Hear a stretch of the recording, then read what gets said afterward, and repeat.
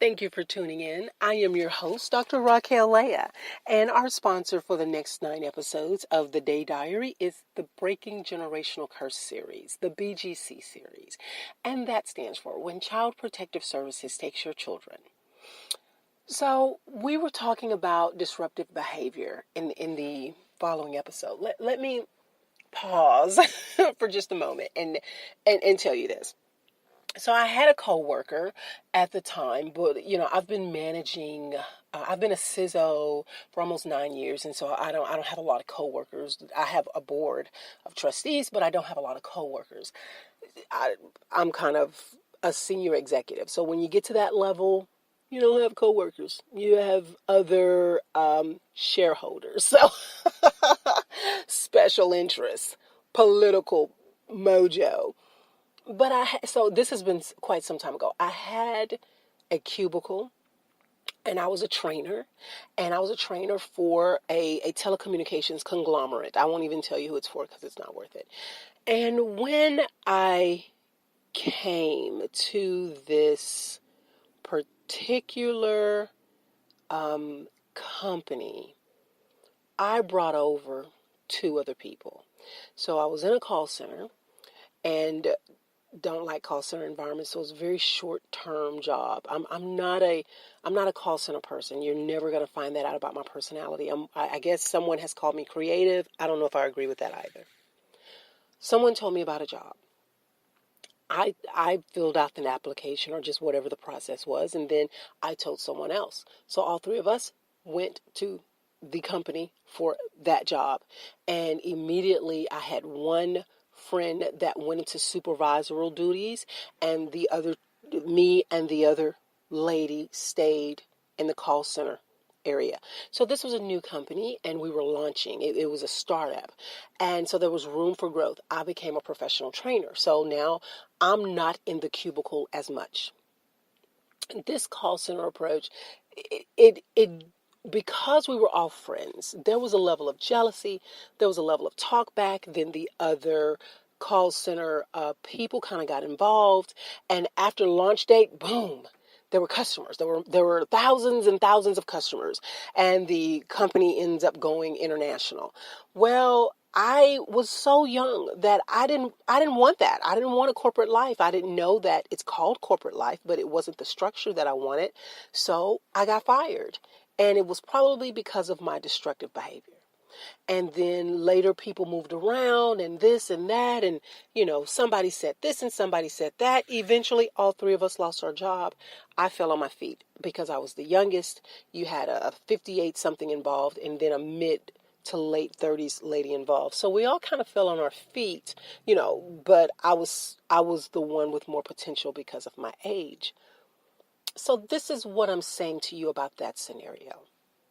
You have 3 people that were wonderful friends that are gung-ho and gusto. They go together into corporate America, and they share the fact that they all left a particular company, and they go and move over to another company, and each of their lives go into different directions. And there's a little chitter-chatter of banter because other people can see the closeness of those 3.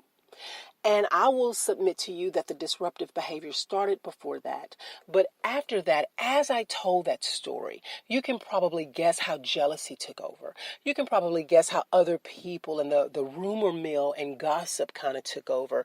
You can probably guess how hurt feelings and retaliation took over. That's the same message. Have my tea. That I want to present to you about disruptive communication and behavior and your parent-child relationship. Of course, all 3 of us were adults, but everyone has their own rose-colored glasses and how they bring something to the trifold of our relationship.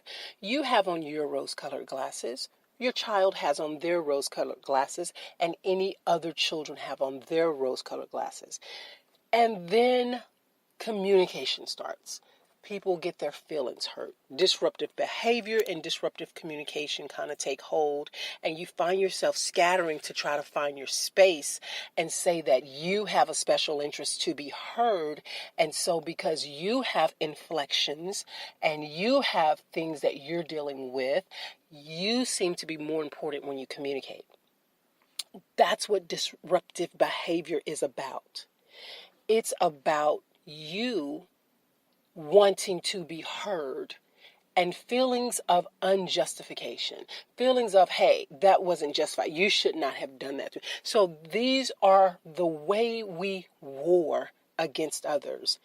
Disruptive behavior can impact you longer than what you really want it to. It really can. And so when dealing with your generations, let's pause a moment. Let's re-listen to this particular episode on the triage of who was in that circle and moved over to the company. And then let's put some Hollywood and some Lifetime channel on top of it. That story's not finished being written yet. Maybe I'll Facebook somebody. Who knows? But my prayer for you is that we don't get into a space of disruptive behavior because we feel justified, because we feel disrespected, because there's something that we feel as though short term we need to communicate right now.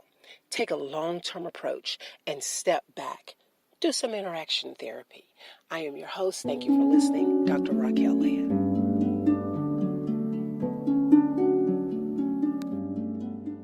So this is where our journey must end.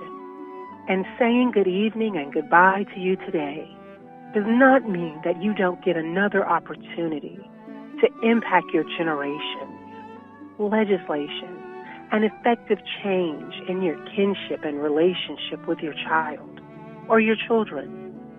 And as always, the vision of our broadcast is incomplex, that you consider, catch, check out, and cradle simple approaches to parenting and communication. And we are here to help support. And in kind, your generosity helps parents' liberties and freedoms from constraint to guide and parent their children and grandchildren in safe and healthy places. Won't you become a patron today? Visit our supporters page at patreon.com/Healthy Families First.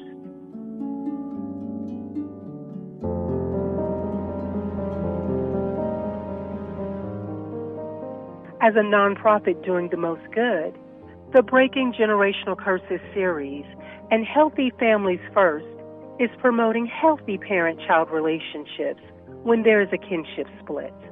No communication, no awareness, no occasional meetings, no nothing. And our intent is an information hub for parents to approach healing and recovery in safe spaces. Our broadcast will be featured in 47 countries and all USA podcast panels. Stay tuned for an open call to beta testers, listeners, sign-ups, and support. And again, thank you for listening. Visit CIDFUND.org. That's sidfund.org.